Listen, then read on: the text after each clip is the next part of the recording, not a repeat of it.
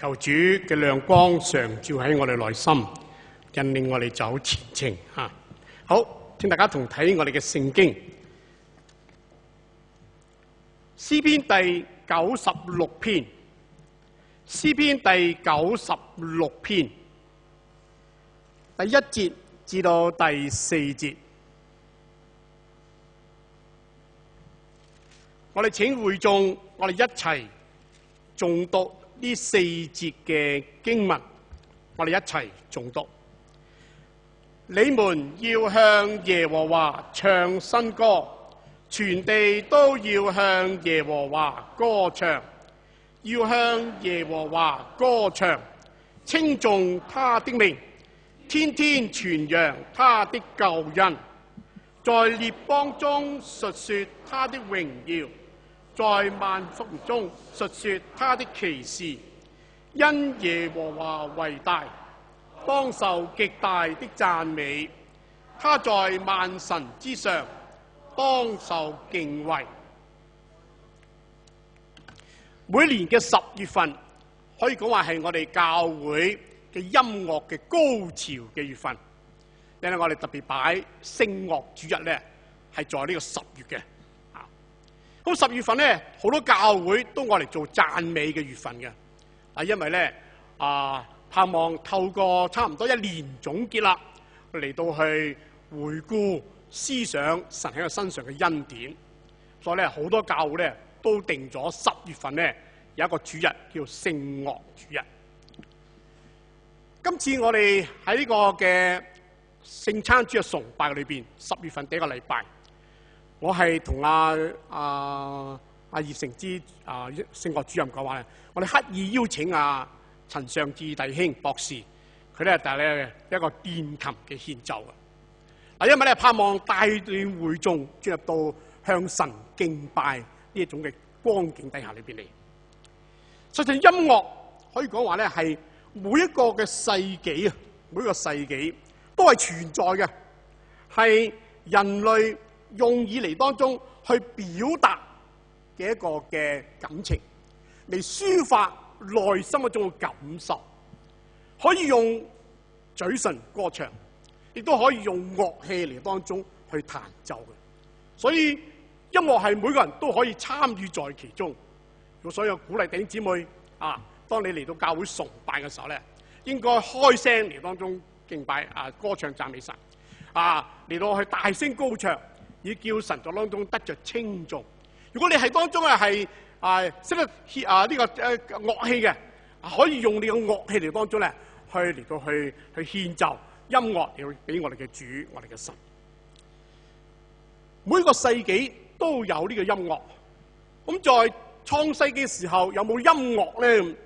如果大家嚟睇翻呢一個嘅創世紀嘅時候咧，就會睇到確實係真係有嘅，而且講明咧呢啲音樂樂器彈奏嘅師祖係邊一個添？喺創世紀嘅第4章嗰處，有一個人，佢係拉麥嘅兒子，叫做猶伯。佢係咧彈琴同吹簫嘅師祖嚟嘅，即係話咧佢係第一個。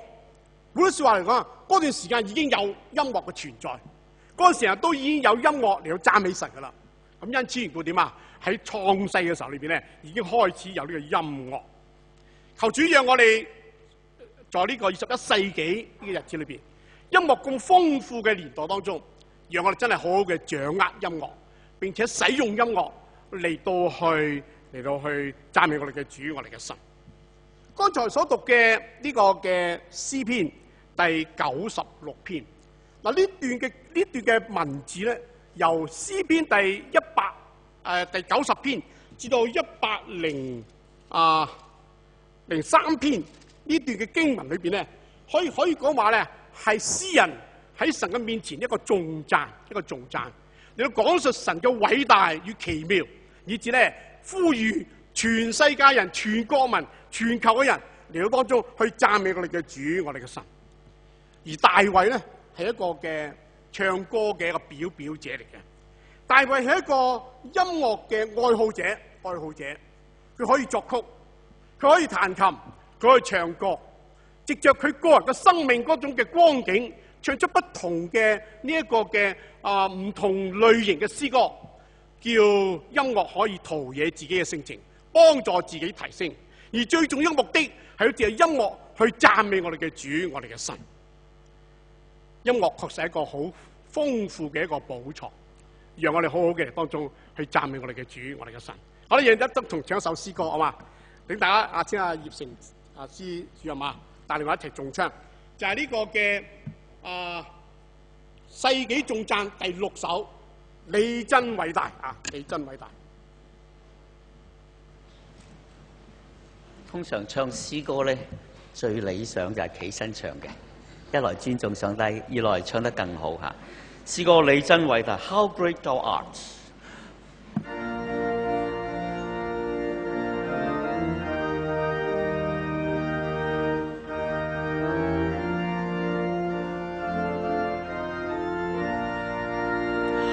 主啊，我神，我每逢舉目觀看，你手所做一切奇妙大工，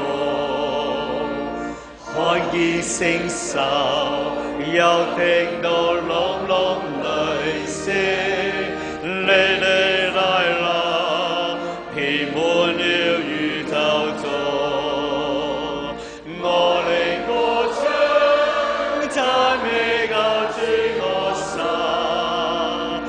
你真偉大，何等偉大！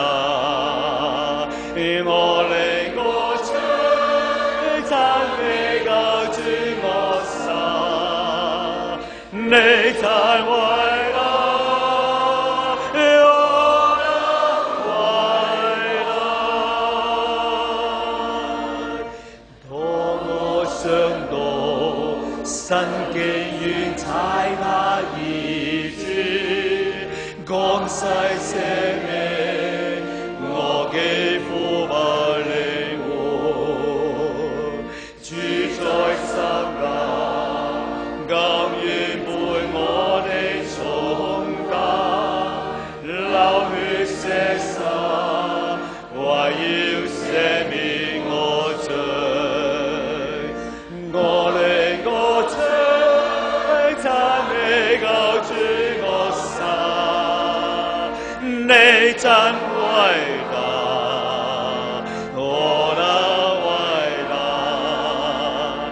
我靈歌唱，讚美救主我神，你真偉大。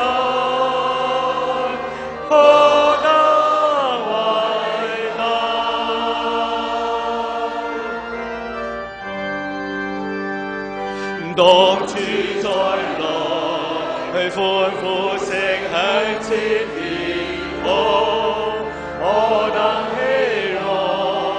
主牽我回天家，我要跪下，嚴恭地崇拜祈福，並要頌揚神啊，你真偉大。我靈歌唱，讚美救主我神，你真偉大，何等偉大！我靈歌唱，讚美救主我神，你真偉大。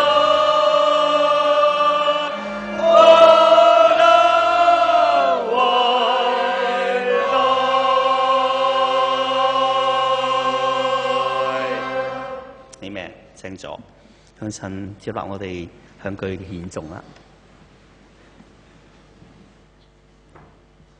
嗱，呢首詩歌咧，可以講話好多弟兄姊妹都喜歡頌唱。實際上呢首詩歌確實係一首好偉大嘅詩歌，亦都叫人哋當中想念到神嘅一種嘅偉大與奇妙。呢首詩歌咧，可以講話好耐。喺呢個青年聖歌裏邊咧，已經係存在嘅一首詩歌，所以好多嘅弟兄姊妹咧都喜歡重唱嘅。呢個詩歌咧，對於我嚟講咧係有少少嘅一啲嘅感想嘅，因為呢首詩歌咧，每逢有機會隨同環基教聯會執行董事會上去中國大陸探訪教會同埋國家領導嘅時候咧，我哋要獻唱詩歌嘅時候咧，一定唱呢首詩歌嘅，可以講話一曲走天涯，首歌都唔唱啦。因為呢首詩歌係所有教童工一定會唱、識唱嘅，咁大家一夾就 OK 啦。1、2、3、4步咁啊，大家咁一齊咧就夾到呢首詩歌啦。你要將神嘅偉大獻述出嚟，係叫更多嘅人都知道，讓我哋嚟到當中曉得去敬拜佢。好啦，呢首詩歌帶領我哋進入到我哋呢個嘅敬拜嘅當中啊。音樂係神賦予俾人好豐富嘅呢個寶庫啊！從音樂當中亦都可以咧睇到好多人生嘅道理。我盼望透過今日呢個短短嘅呢個信息，嚟當中同大家當中去分享好幾方面啊，幾方面。音樂當中第一樣嘢係有獨唱與合唱嘅。當然音樂包括有人嘅唱歌，有樂器，兩者都非常之重要。有獨奏，有合奏，有獨唱，有合唱，兩者都非常之重要。唔能夠話我只係永遠都係獨唱，我永遠都係合唱。如果係咁嘅話咧，就好單調，好呆滯啊，好呆滯。係需要有獨唱、合唱、獨奏、合奏咁嘅形式。人生喺整個嘅日子裏邊，有時候都需要有獨處、有群體嗰種嘅生活。今日弟兄姊妹，喺你嘅個人生命嘅裏邊嘅成長過程當中，你獻奏你音樂嘅人生裏邊，你係咪淨係獨唱，還是有合唱？你係咪淨係獨奏咧，還是有合奏咧？呢個都需要你自己好好嘅反省。呢個獨唱、獨奏係指乜嘢啊？係指我哋個人與神之間嗰種嘅相近，個人喺獨處之時與神嗰種嘅關係啊，以至你能夠可以透過你同神之間嗰種嘅領受，以至你得着生命嗰種嘅提升。合奏係指乜嘢啊？係指群體嘅生活，教會呢種生活。我哋能夠盼望更多弟兄姊妹融入在教會當中，以至有群體嘅生活，大家彼此嘅砥礪，彼此嘅互相嘅提點，呢個好重要。所以從音樂當中，我哋睇到人生係需要呢樣嘢。如果你只係當中只係獨奏，只係咧獨唱嘅話咧，你需要有合奏，你需要有合唱。如果只係你合唱而冇咗呢個獨唱嘅話咧，你又缺少咗一樣嘢，你同神之間嗰種嘅領受係點樣？願主幫助我哋，幫助你啊！好，第二方面喺整個嘅詩歌裏邊咧，你嘅曲調咧有高有低啊，高有低嘅高音符、低音符啊等等。啊，高音符嘅時候咧，就有呢啲嘅調子好高嘅，你要起立唱。好似頭先我哋唱李珍偉嚟，要起立唱先唱到嗰種氣勢出嚟，好磅礴出嚟。如果我哋坐喺度唱咧，唱唔到嘅。因此如果你要咩啊？高嘛，個音調高嘛，因此點啊？就要起立嚟當中唱。有時係低音符嘅，低音符咩啊？比較低沉啲嘅，緩慢少少嘅。喺人生嘅日子裏邊咧，你發覺有時都要交叉交替嚟當中，而有呢咁嘅存在嘅。人生唔係永遠都係最高調嘅，人生有時在低調、低沉嘅日子裏邊。有時咧在呢個高峰日子，有時咧在低潮嘅日子裏邊，係彼此互相嘅配合。呢個先至係一個美妙嘅音樂。今日弟兄姊妹，在高處當中，我哋願意將我哋生命提升，嚟讚美我哋嘅主，我哋嘅神。在低調嘅音符裏邊，低調幽暗日子當中，我哋曉得嚟當中更多嘅親近我哋嘅主，我哋嘅神。咁樣嘅配合咗整個人生嘅話咧，你嘅人生當中咧就會唱出好美妙嘅音樂。我睇翻聖經，聖經裏邊咧有兩個人物。可以講話喺聖經裏邊咧，冇記載佢有任何嘅錯處地方嘅。除咗耶穌基督之外，第一個係舊約嘅偉人約瑟。約瑟嘅一生嘅生平嘅裏邊，好多嘅高峰低潮，好多嘅得意失意嘅情景臨到佢身上。喺佢當中交叉住佢整個人生。但係我哋睇到約瑟係一個非常之值得我哋去用心去研讀嘅一位嘅偉大嘅人物。透過呢個人物嘅生命當中，得到好多生命嗰種嘅呢一個教導與提升。第二個人物就但以理，一個被擄亡國嘅人。亡國嘅人有咩地位啊？根本冇地位，但係神就卻將佢提升起上嚟，提升上嚟，讓佢能夠喺外邦人嘅當中，你為主嚟當發光，發光。即佢在位嘅時候咧，見到4代嘅皇帝在當中，可想唔簡單嘅一個人物。但以理嘅一生當中，帶領住佢嘅民族嚟當中，去持守住呢個信仰，敬拜神自己。但以理係咪有冇低潮咧？有低潮日子嘅。你發覺到當尼布甲尼撒王嚟到去宣布呢個人要敬拜呢一個嘅金像嘅時候，佢卻唔去咁做，唔去咁做。你睇到呢樣嘢。大利烏王話咧，要人咧唔可以禱告跪拜佢哋嘅神嘅時候，呢個大利烏王頒布嘅呢一個命令，令到呢一個但以理在呢個日子當中係非常之呢一個嘅心裏邊好沉重，唔知點樣面對呢個環境，但係佢仍然持守住佢從神面前所領受嘅呢一個嘅提醒與教導，敬拜我哋嘅主，單一侍奉神。人生當中係有呢個嘅高調與低調，係兩者之間彼此互相嘅交替。今日弟兄姊妹，你有冇咁樣情況？有咁情景嘅話咧，你發覺到呢個就係人生，呢個就係人生。神可能要造就你，藉着呢段日子當中去建立你自己嘅生命。第三方面，中間我哋睇下音樂當中，中間裏邊咧係有呢種嘅休息同埋完結嘅。中間嘅裏邊係有休息嘅。我哋特別當中你睇到特別喺詩篇裏邊咧，嗰個嘅休息啦，係指乜嘢咧？係指之後咧停一停，以至咧你繼續可以嚟當中去走前面嘅路啊！嗱，我哋睇一篇嘅詩篇啦，睇篇嘅詩篇，詩篇第46篇。詩篇第46篇，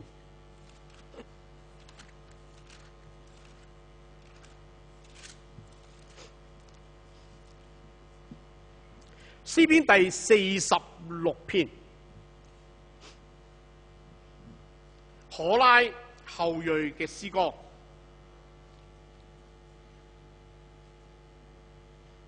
但我哋一齊讀出1節到第3節。我哋一齊誦讀啊！神是我們的避難所，是我們的力量，是我們在患難中隨時的幫助。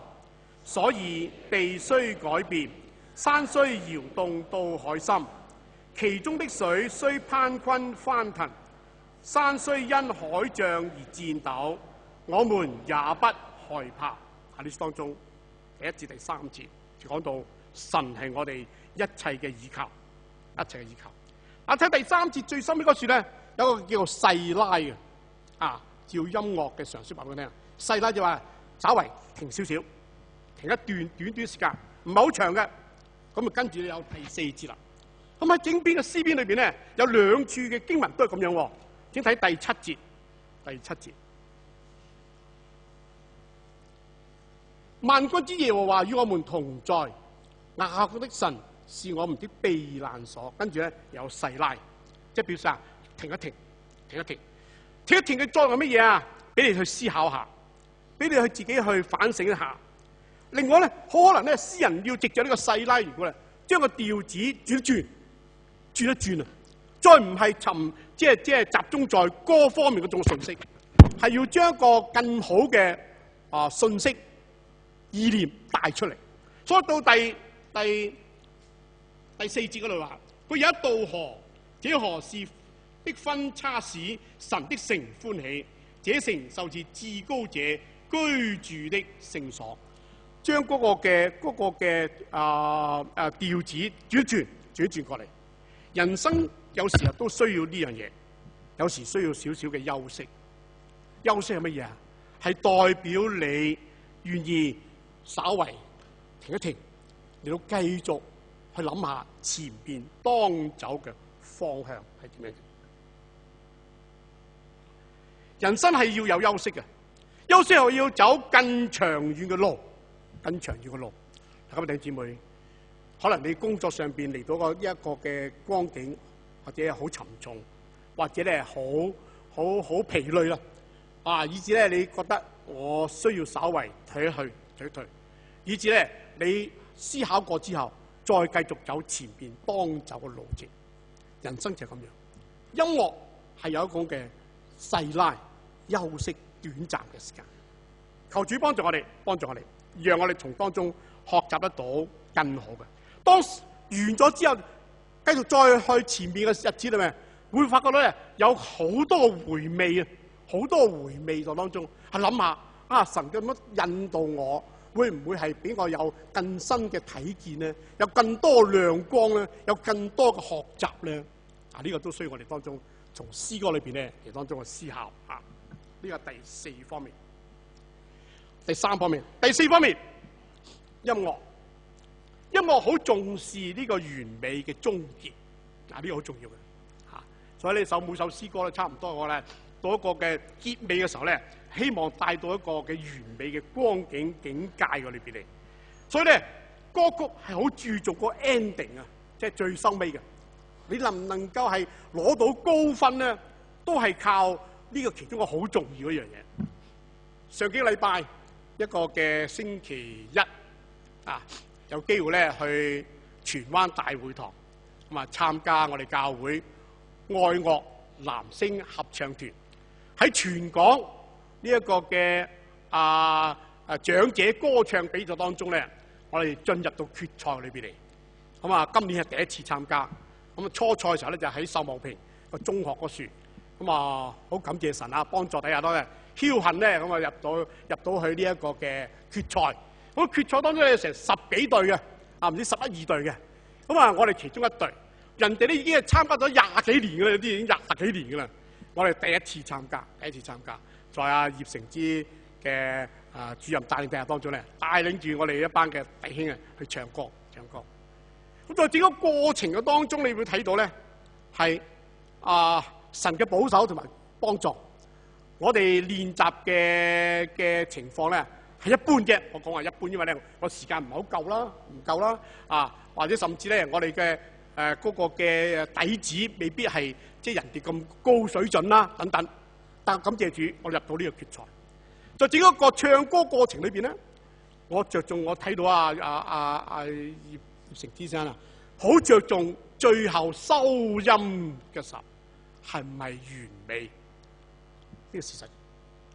人生喺整個過程當中，未必每一個調子你唱嘅時候都係100%，可能咧有啲係60分、70分、80分，但到最收尾嘅時候咧係完美嘅時候攞高分，咁就可以得到評判嗰種讚賞，而入到去呢個決賽裏邊。好感謝神啦！今次我哋有攞到第4名，第四名啊！咁我哋大家分析即係我哋覺得已經係好好啦，已經好好啦，入到決賽已經好好啦。而攞第4名，即係我哋繼續有進步嘅空間，繼續有進步空間。明年我哋再參加嘅時候咧，希望咧名次提高啲。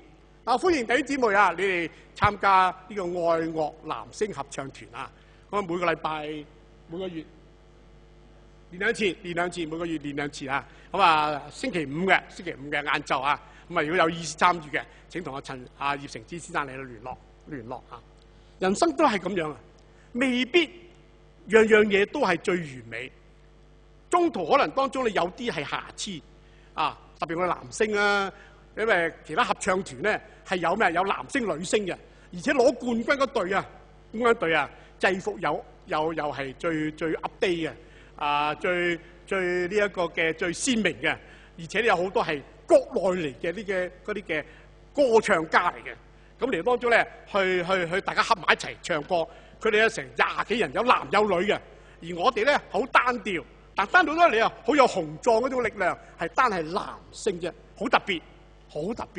咁俾咗我哋好嘅印象分，所以得到第4。咁希望出年第5第5講第5。第三第三唔係第五、第三第二、第一求主幫助幫助，讓呢一個嘅進步空間繼續係前進求主幫助我哋。人生係需要係注重嗰個終結完美。感謝主，讓我有機會侍奉主，係有3個階段，有3個教會我學習。每個教會當中，我都好着重嗰個嘅完美嘅交代。第一間教會係我自己母會，喺當中係侍奉咗全職嘅侍奉12年，加埋4年。當時我哋讀神學4年嘅4年嘅神學生嘅階段嘅日子，16年我都冇離開教會。16年嘅時間裏邊，喺我自己母會裏邊要參與侍奉。到咗個時候，我同神講，我需要擴闊下我啲嘅視野境界。我總覺得我需要暫時告別我自己嘅教會。我同我弟兄姊妹講，弟兄姊妹多次嘅挽留，但到最後我話我覺得應該要離開。咁弟兄姊妹就喺1986年嘅時候就歡送我離開。16年嘅時光，弟兄姊妹同佢之間個感情非常之好嘅。當然你話係咪個個一樣咧？未必唔係，可能有啲弟兄姊妹可能在個侍奉上邊，可能大家都有啲唔同嘅意見，僅有嘅。但大致上係完全嘅，係非常之好嘅。所以我母會經常有機會邀請我翻去，但我唔翻得去，因為我呢度當中有我呢度當中嘅侍奉。除咗佢有一次週年紀念係星期日嘅下晝，我就翻去。第二個教會嘅侍奉就九龍城浸信會，喺當中我有機會擴闊咗我學習嘅視野，有12年嘅時間。呢12年嘅裏邊，我同弟兄姊妹經歷過2個光景。第一，64嘅時刻，我仍然堅守住崗位，帶領住弟兄姊妹一同面對呢種嘅環境嘅大改變。第二，97嘅回歸，大家嚟到面對呢件嘅事情。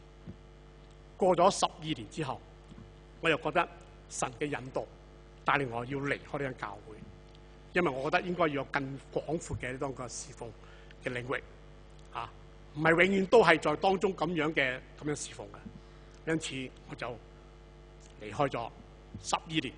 呢12年裏邊，我學習好多樣嘢。呢12年裏邊，我建立到頂尖好深厚嘅感情。我盼望有一個好中美嘅好好嘅完結，在呢個完結當中有好嘅交代。嚟到我哋呢個第3個教會，就係觀塘浸信會。我感謝主，讓我喺當中超過12年。如果明年主繼續讓我有機會完咗我呢一個嘅侍奉嘅話咧，我係16年嘅時間，12、12、16，剛剛40年，就係我侍奉主做傳道工作嘅日子。好多謝教會同弟兄姊妹嗰種嘅接納，讓我哋有機會去侍奉神。呢個神嘅恩典臨到我身上。人生係需要有呢個嘅完美嘅終結。呢個終結，我盼望能夠做得更好，活得更好，更能夠享受神所俾我人生。求主真正幫助我哋，讓我哋大家同喺神嘅面前要追求呢一個完美嘅種嘅終結當中。好，第五方面，最後一點同大家當思想嘅詩歌係需要有信息。如果詩歌裏邊冇信息嘅話咧，就好似唔知唱乜。當然你話詩歌歌詞一定有信息啊，但個信息係唔係咁完整咧？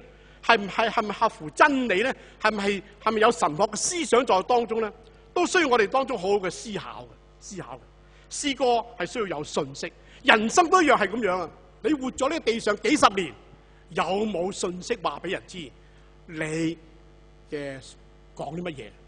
可能咧我冇你咁偉大啊，牧師傳道執事冇你咁偉大，為神作工。你嘅信息係乜嘢啊？喺你嘅家裏邊啊，喺你嘅家裏邊，你係一個好愛家嘅表姐。人哋睇到一想到某某個家庭，就想到呢一個人。我嘅家族當中咧有好幾代嘅，都係住喺長洲，住喺長洲。住喺長洲當中咧，係一個好細嘅一個地方。但當人講起一個名稱名字嘅時候咧，就一定想起我家父，就講下家父。我家父從打工出嚟工作，就做咗幾十年，佢做到差唔多88歲咁上下，佢先退休啊！退休咁哇，好長。佢有時好多埋怨啊，點解我咁樣做啊？但係諗下好多責任臨到佢身上，因此點啊？佢就繼續再做落去。但我有時話：阿爸，你唔好做啦，你去下旅行啦，你去下地度啦。有時咧去同飲茶啦咁樣。但佢又冇幾耐又翻屋企，翻嘅家裏邊。我哋嘅鋪頭就係家，前邊就鋪頭，後邊就屋企，所以鋪頭就係家。因此點啊？就翻到家裏邊咧，就做佢自己平時做慣嘅嘢。一講起個名稱咧，一定想到我爸爸名嘅，唔會想到我哋嘅，唔會想到我哥嘅。我家父嘅鋪頭名叫乜嘢？好特別，叫榮發。榮發啊，榮咧就榮耀榮，發咧就係發達嘅發，榮發啊，榮發。我到榮發嘅時候咧，一定用想到我爸爸嘅，所以我細佬嗰個鋪頭，即係香港嗰邊，都係用榮發呢個名啊！而家我個侄仔，我表弟，唔係表弟承接咗我家父嗰個嘅鋪頭，都用翻呢個名，因為咧係已經係流傳咗好耐，好多岸上嘅人、水上嘅人都知道呢個名稱係好耐嘅日子啦，已經一個好嘅一個信息，話俾人知呢間鋪頭係一個嘅好老實嘅鋪頭嚟。從當中俾我睇到有一個故事，話俾人知，話俾人知。你嘅故事係乜嘢啊？你嘅故事可能咧好簡單，我只係養育我兒女啫。但人一想到你兒女嘅時候，就想到你嘅點樣嘅負心嘅嚟當中培育佢，以至佢能夠得到呢個成長，係你嘅功勞，唔係佢啊，係你嘅功勞。弟兄姊妹，每個人個所領受嘅範疇都不相同。詩歌，人生就係詩歌，詩歌係需要有呢個信息，讓以我哋用詩歌嚟當中去讚美我哋嘅神，叫神在當中得到當得個榮耀。最近咧，我就抄翻我自己一啲嘅舊嘅聖經，喺舊聖經當中咧，有一本咧，原來係我家父留落嚟嘅聖經因為佢離開世界嘅時候咧，咁啲弟兄姊妹話：呢啲聖經我哋唔愛啦，阿明啊，你係做傳道嘅，不如你攞埋去啦咁樣。我將佢收翻嚟咧，就寫住嘅係幾時受浸，係邊個幫佢受浸，係邊度受浸，一本聖經遺留咗嚟。為咗我呢位嘅爸爸，感謝神，因為神嘅恩典臨到佢身上。當人諗到一樣嘢嘅時候，就想起一樣嘢。如果有人話上咗觀塘嘅時候，你諗到邊個？諗到楊執事，呢個事實嘅，唔係標榜任何人，而係事實。從創立教會直到如今，佢都在當中。呢個係事實，有信息話俾我哋眾人知。今日同大家同唱一首詩歌，呢首詩歌就係有福確據。我請阿石先生帶我唱。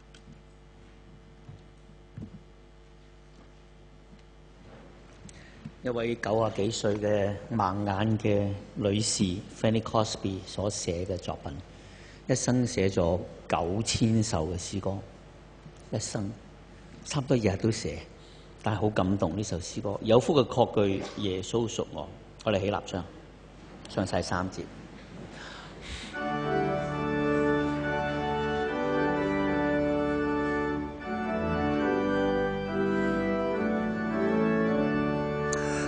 有福的確據，耶穌屬我，何等的榮耀向我顯明，被救主贖回，為神後嗣，從聖靈重生於世界。這是我信息，我的詩歌，讚美我救主，晝夜唱和。這是我信息，我的詩歌，讚美我救主，晝夜唱和。願全順服主，滿心歡喜。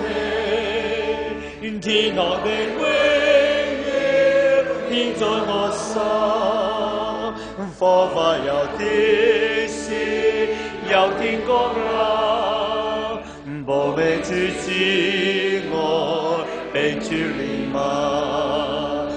這是我信息，我的詩歌，讚美我救主，晝夜唱和。這是我信息，我的詩歌，讚美我救主，晝夜唱和。第三節我哋用對唱嘅方法，我哋請會眾唱一句，詩班同我哋唱一句，女會眾先。完全獻於主，萬事安利，榮耀的聖靈充滿我心。時刻仰望主，敬聲等候，滿有主恩惠，滿有主愛。一齊唱。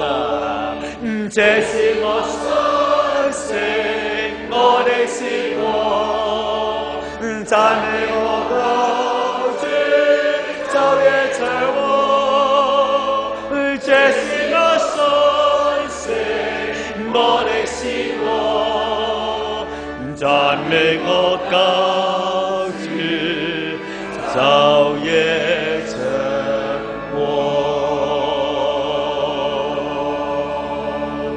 請坐，大家都好似一個大詩班一樣嚇，幾百人嘅詩班一齊唱，感謝主。